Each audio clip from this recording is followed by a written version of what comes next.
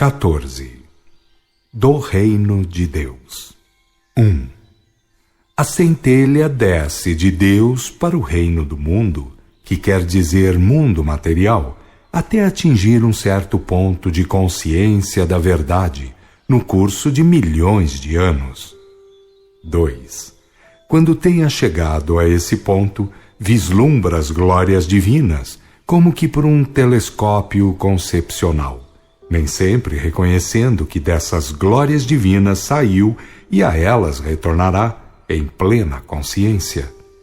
3. A plena consciência é estado vivencial e não questão de conceitos, de escolas ou filosofismos. 4. Durante a fase de filosofismos ou conceptualismos, a centelha tudo mede pelo prisma dos cientificismos, filosofismos, religiosismos, sectarismos, tecnicismos, deixando em plano inferior a questão moral, que na ordem divina tudo representa como fator de harmonia e glorificação. 5. Ela não pode compreender, enquanto não subir muito mais na escala evolutiva, o que representa o fator moral, para atingir a unidade vibratória ou grau crístico, e, portanto, os cientificismo, filosofismos e religiosismos parecem-lhe tudo em matéria de sabedoria e evolução. 6. Durante esse período, pois, encanta-se com os palavreados técnicos do mundo. Julga ser isso o importante inconsciente dos esplendores que a união com a moral divina lhe reserva. 7. Nem sequer compreende que os lugares de treva, pranto e ranger de dentes estão cheios de cientistas, filósofos e religiosos, pelo fato de terem falhado para com a divina ordem moral. 8. Esquece o fim a atingir, que é a realização da verdade, do amor e da virtude, porque a inferioridade lembra-lhe apenas os meios, que são os falhos cientificismos, filosofismos e religiosismos humanos. 9. Tendo apenas informes dos planos espirituais inferiores, aonde ainda vogam os relativismos humanos, presume que os palavrórios técnicos do mundo são autoridade nos planos superiores, até mesmo no plano crístico. 10. Com a subida, naturalmente, virá a compreender que embaixo manda a lei da forma, sendo que em cima quem manda é a lei do amor, lei que jamais se afasta da divina ordem moral. 11. Depois de ter subido, quando for espírito e verdade, participando da divina ubiquidade em que moral e amor tudo representam, a centelha lembrará, então, os tempos em que acreditou em cientificismos, filosofismos e religiosismos, e perceberá o quanto foi espiritualmente infantil, curvando-se ao reino do mundo. 12. Depreenderá daí que a linguagem da centelha varia conforme a sua evolução e ficará sabendo o que querem dizer estas expressões. Aspas. Aquele que é da terra fala da terra, e aquele que é do céu fala do céu. Façai-vos unos comigo, porque sendo eu uno com o Pai, formaremos uma só unidade. Eu que estou no mundo, sou a luz do mundo. Eu sou o princípio, o mesmo que vos falo. Eu sou o caminho, a verdade e a vida. Eu sou o pão vivo que desceu do céu. Tomai exemplo de mim, que sou manso e humilde de coração. Deixo-vos o exemplo, como eu fiz, fazei-o vós também. Fecha aspas. 13. No plano crístico, o que existe de forma é luz divina concentrada naquele grau, e se apresenta em luz, glória e poder, de modo ainda inconcebível para as mentes humanas. 14.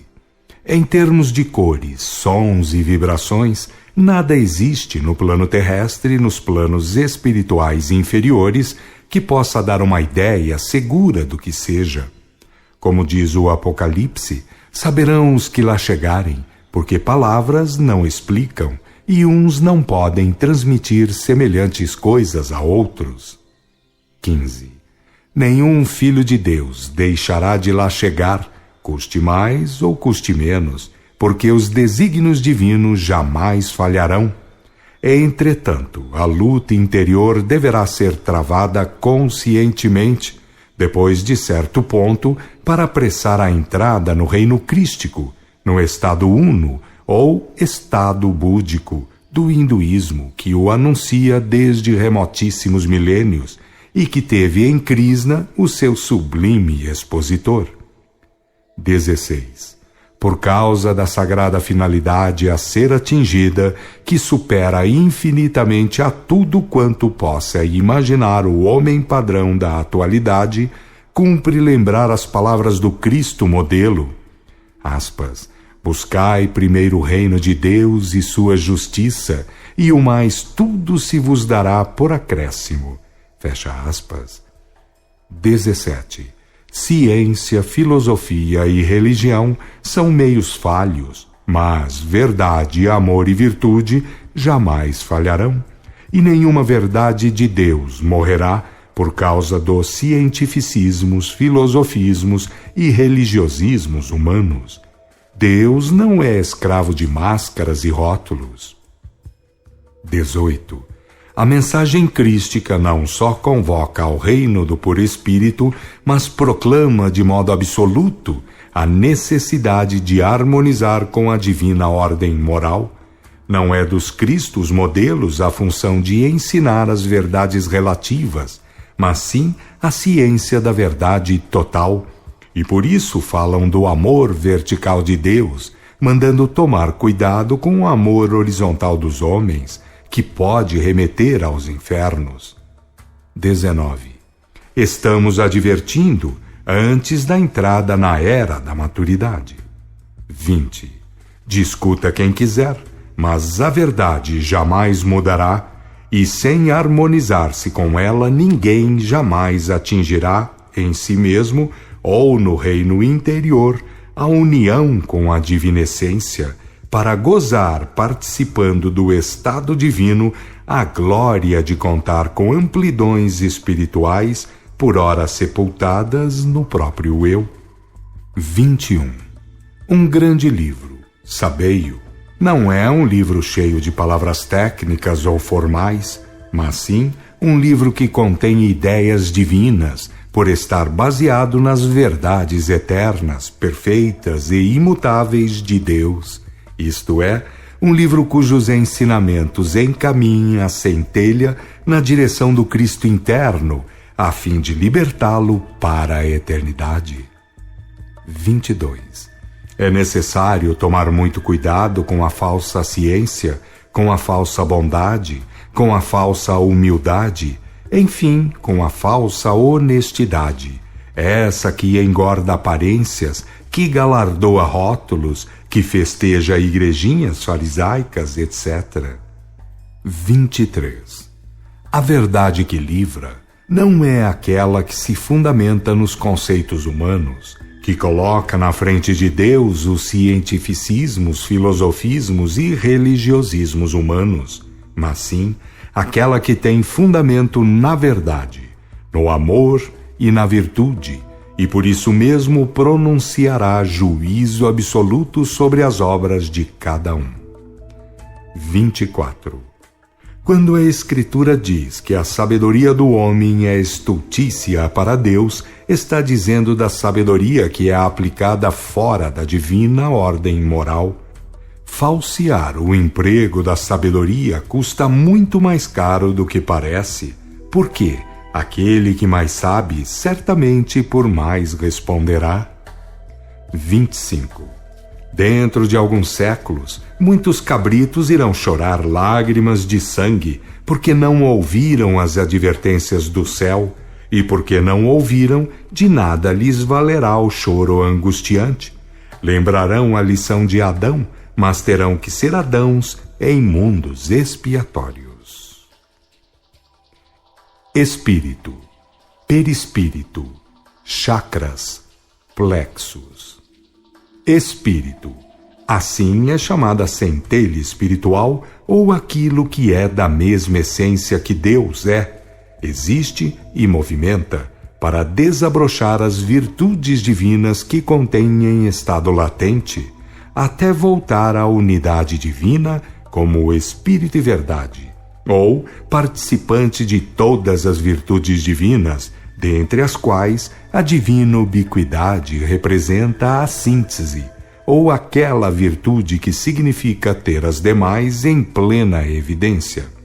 O termo criação é errado, gera conceito falso, porque de Deus ou do princípio tudo é emanação. Nada deriva do nada ou de um Deus que nunca existiu, que tira ou tirou tudo de uma cartola de mágicas ou por meio de enigmas, mistérios, milagres, etc. Os espíritos começam completamente ignorantes ou inconscientes, pensam mais tarde de modo errado, aceitam erros e absurdos como se fossem realidades eternas ou perfeitas, praticam religiosismos, fetichismos, feitiçarias, idolatrias, liturgias, aparências de culto verdadeiro, etc. Mas lembramos, tempo chegará em que terá de conhecer a verdade e praticar o bem, fora e acima de exteriorismos tolos. Como em Deus, ou no princípio, tudo é questão de leis, elementos e fatos, assim as centelhas emanadas do princípio terão de vir a ser, porque o vós sois Deus virá a ser realidade em todos os espíritos. Perispírito. O conceito de espírito, perispírito e corpo é infantil. O perispírito jamais poderia deixar de comportar a mais profunda complexidade que se poderia desejar, considerando que é nele e é através dele que o espírito vai registrando todas as marcas ou conquistas evolutivas. Para falar tudo sobre o perispírito, ou carro da alma, seria necessário falar da história total de um espírito, desde a sua emanação do princípio, com todo o processo evolutivo realizado, até ser um uno total, ou Deus em Deus, apresentando inclusive toda a verdade ecológico-mesológica, ou a história dos mundos e intermundos, os ambientes em que movimentou e os elementos e recursos de que se valeu para a sua autodivinização ou volta consciente ao princípio. Entretanto, como já foi ensinado, a centelha espiritual ou o espírito ou aquela partícula de Deus que, tendo sido emanada com todos os valores divinos em potencial, terá de movimentar através dos mundos e intermundos, até vir a ser Deus em Deus, ou Espírito e Verdade. O que isto é por ora, foge muito ao poder de concepção dos terrícolas. B. Como primórdio do carro da alma ou perispírito, o que se forma ao longo dos milhões de anos é a coroa de luz divina. Depois do princípio ou Deus, o que primeiro vem é a luz divina. Como a centelha é da mesma essência que Deus é, fácil é compreender que a primeira coroa a se formar é luz divina. É a primeira manifestação de Deus e dos espíritos, no sentido da matéria. É a primeira ferramenta, diremos assim.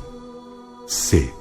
Com o passar dos milhões de anos, vão se formando as 6 coroas exteriores, as demais ferramentas ou agentes de ligação, pois o espírito vai habitando corpos mais complexos, ou com mais órgãos ou membros, etc. O aparecimento das coroas é lentíssimo, acompanha o desabrochar da centelha em sua caminhada através das espécies que somam centenas de milhares. Antes de atingir a espécie humana, como primata, de modo algum tem as 7 coroas formadas, nem as que já tem são simetricamente perfeitas. ou portadoras de melhores colorações. É com o alcance da razão, queremos dizer capacidade de raciocínio, que se irão formar as últimas coroas, e é com o conhecimento da verdade e a prática do bem que se irão tornando de simetrias e colorações sublimadas. Durante a escalada biológica, depois de ingressar na espécie humana, os altos dirigentes planetários vão ministrando ensinos ou instruções através de emissários. São os iniciados, mestres, profetas e cristos que ao longo das eras e dos ciclos vão deixando documentos sagrados. A parte do princípio ou Deus nunca falha, e quem não aprende o melhor e não se comporta da melhor maneira, certamente pagará pela imprudência. Chakras. Em cada coroa vai se formando um centro de energia, ou de concentração do poder de cada coroa, para efeito de distribuição desse mesmo poder, no âmbito ou na estrutura funcional dos chakras ou centros de energias.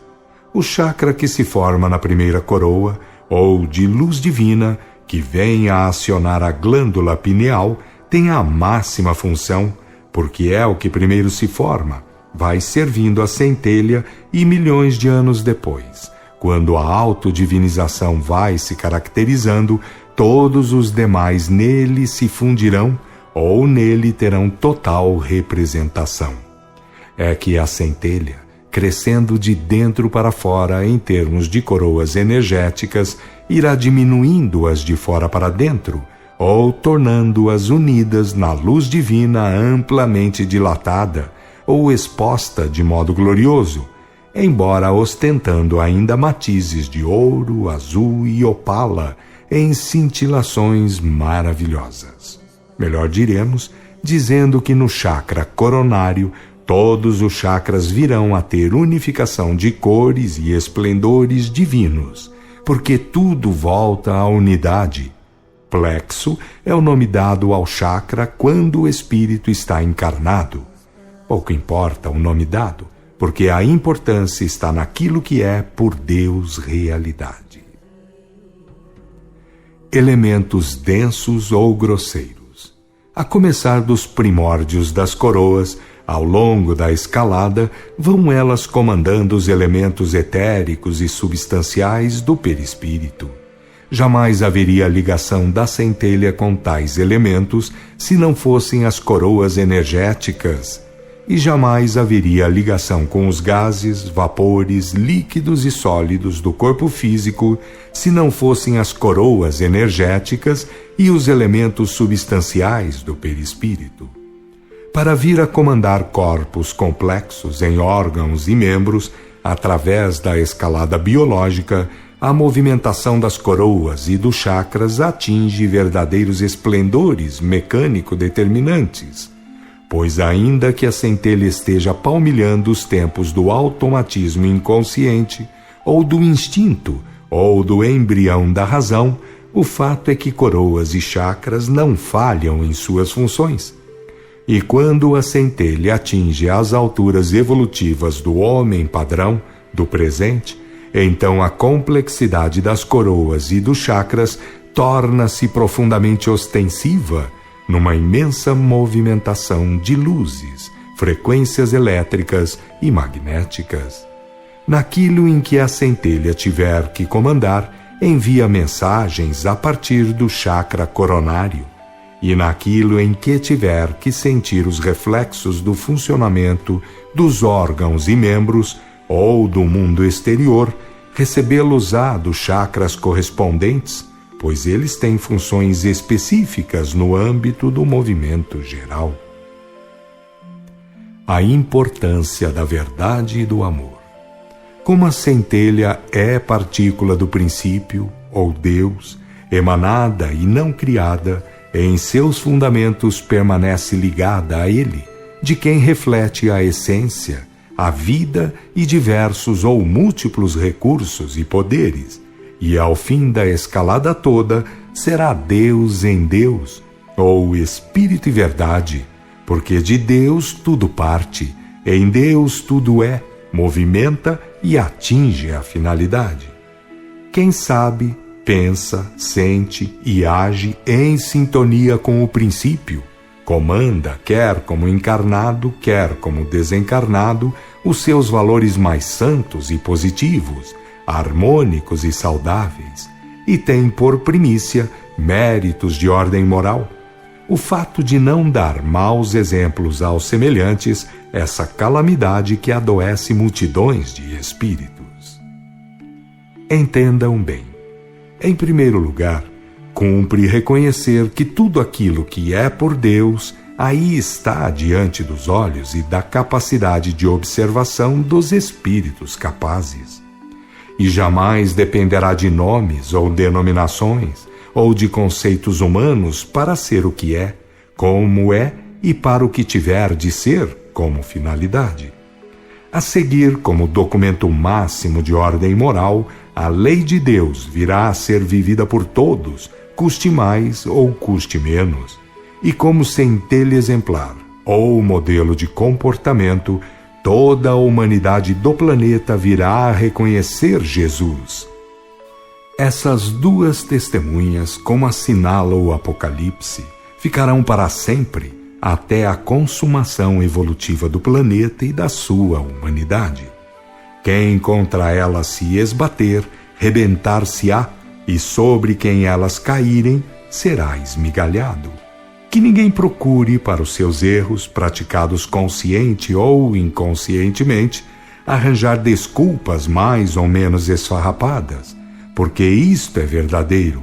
Para cada tempo da evolução, ou para cada condição do espírito, há a sua responsabilidade definida. O que Deus é? A tolice humana é de uma versatilidade quase infinita e vive até para julgar Deus, o divino princípio emanador, sustentador e destinador de tudo e de todos. Quer aposentar Deus, matar Deus, liquidar com Deus, etc. O divino princípio emanador paira acima de tudo isso. Dele tudo e todos são parte e relação, e muito ganhará aquele que não se transformar em pedra de escândalo perante os seus irmãos e a justiça divina. Jamais alguém tirará vantagem pelo fato de se indispor com o princípio, do qual é emanação, no qual tem sustentação e no qual terá que se unir vibracionalmente. O Deus que não é. Aquele antropomórfico, exterior, que tira tudo de uma cartola de mágico ou por meio de enigmas, mistérios, etc. Esse ninguém precisa matar, aposentar ou coisa que o pareça, porque nunca existiu nem jamais existirá. É o Deus das cleresias, dos religiosos profissionais, dos engodos, dos que se valem da ignorância das gentes para explorar situações criadas, postos e galardões sociais inventados por homens, rótulos com os quais fazem questão de passar por importantes, quando realmente tudo é fingimento, tudo é mentira. Nada podem provar, porque tudo o que fazem é exterior, aparente, vazio na prática e nos efeitos, porque tudo fica no faz de conta. Com a evolução dos espíritos ou da humanidade, o divino princípio emanador triunfa sobre tudo, porque vem a ser evidente que é o princípio e que age através das leis, dos elementos e dos fatos. Quanto ao que a revelação comprova, são espíritos ou almas que, através dos escalões direcionais, transmitem advertências, ilustrações e consolações. Assim como todos os vícios, e talvez o pior deles, o da idolatria ou das cleresias, é muito difícil de ser combatido e vencido pelos próprios viciados, porque o seu lastro de vigência vem desde os primórdios da humanidade, quando, em nome de Deus, praticava todos os absurdos e crimes, cultuava repugnantes rituais e se julgava inteligente e certo. Por causa disso é que os verdadeiros grandes mestres sempre foram repelidos, perseguidos, massacrados, etc. A mentira é, para os mentirosos, a verdade que serve.